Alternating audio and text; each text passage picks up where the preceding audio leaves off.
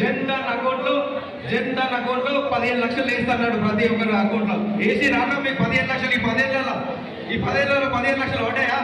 ఒక్కసారి ఆలోచన చేయండి. మనం చెప్పిందే చేసేది కాంగ్రెస్ ప్రభుత్వం. తెలంగాణ ఇస్తున్నాం, ఇచ్చినాం. ఈరోజు 6 గ్యారెంటీలు ఇస్తున్నాం. మొన్ననే నా నామినేషన్ కార్యక్రమంలో మన రేవంత్ అన్న పాల్గొని ఏం చెప్పాడు, ఏడుపాయల దుర్గమ్మ మీద ఒట్టేసి, అదేవిధంగా చర్చ్ మీద ఒట్టేసి ఆగస్టు 15వ తారీఖు రోజు 2 లక్షల రుణమాఫీ చేస్తానని చెప్పిన ఘనత మన రేవంత్ అన్నది ఉంది.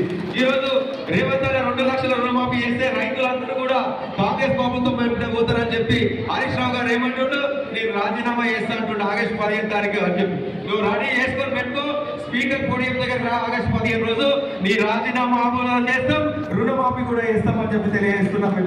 ఒక్కసారి ఆలోచన చేయండి. కాంగ్రెస్ పార్టీ చెప్పింది చేసే పార్టీ. మీ అందరికీ కూడా మేమందరం తోడుంటూ మీరందరూ కూడా చేతి గుర్తులు ఓటేసి గెలిపేయండి. ఈ ప్రాంతాన్ని మనం అభివృద్ధి చేసుకుందామని తెలియజేస్తున్నాం. చేతి గుర్తుకే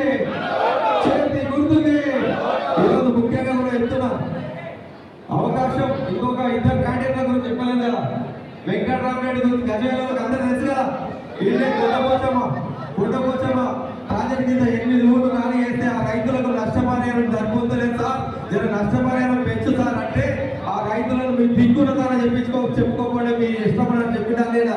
ఆ ప్రాంతంలో వాళ్ళకి ఇల్లు లేకుండా వాళ్ళు నిరుద్యోగుల నుండి కోర్టుకు పోతే ఆ రోజు కూడా కాంగ్రెస్ ప్రభుత్వం అండగా నిలిచి కోర్టుకు వెళ్తే వాళ్ళ కోర్టులో మేము ఇల్లు కట్టించడం అని చెప్పి ఒక రైతుల డబ్బేసి దాని మీద ఓఎస్ నెంబర్ వేసి మేము ఆల్రెడీ ఇల్లు అలైన్మెంట్ ఇష్టం అన్న దుర్మార్గుడు వెంకటరామరెడ్డి. ఒకసారి ఆలోచన చేయండి. ఈ రోజు చెప్తుంటూ నేను ఎంపీ గెలిస్తే 100 కోట్లతోటి ట్రస్ట్ పెట్టి పేద విధానంగా ఇస్తాం. మనకి ఇప్పుడు ఎమ్మెల్సీ ఉన్నావు కదా, 2 ఏళ్ళ నుంచి నువ్వు ఎమ్మెల్సీ ఉన్నావు కదా, నీ ఎమ్మెల్సీ జీతం మన పేద ప్రజలకు వచ్చినావా? పంచడానా? మానవత్వం అంటే మేము, నీలం మధు అంటే మీరు అనుకోండి. పడంచర్ కాన్స్టిట్యూన్సీలో ఎంతమంది నిరుపేదలు గెలిపిస్తాడో అనేది అనుకోండి. పేదకి పెళ్ళి అయితే పుస్తకాలు ఇస్తాం, ఒకరైనా నిరుపేదలు కరీమాలు ఉంటే హాస్పిటల్ ఉంటే ఆపరేషన్ చేపిస్తా.